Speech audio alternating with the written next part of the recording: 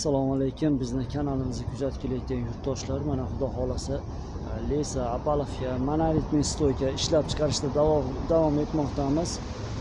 Akalar, kanallarimizga, Instagramda, YouTube'dagi kanallarimizga bir oyda bu yoqda video joylay olmadik. Sababi o'ta ham zakazlar ko'payib ketdi, Allohga shukr.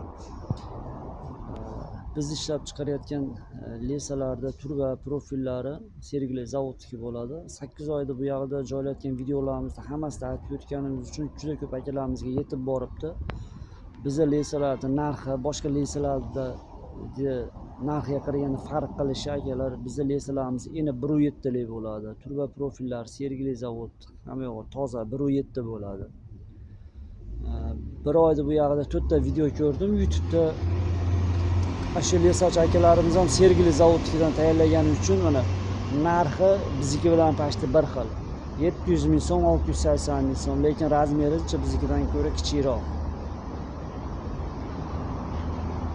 Bizning lesalarimiz bo'yi 2 metr, uzunligi 2 metr, eni 1.7 bo'ladi.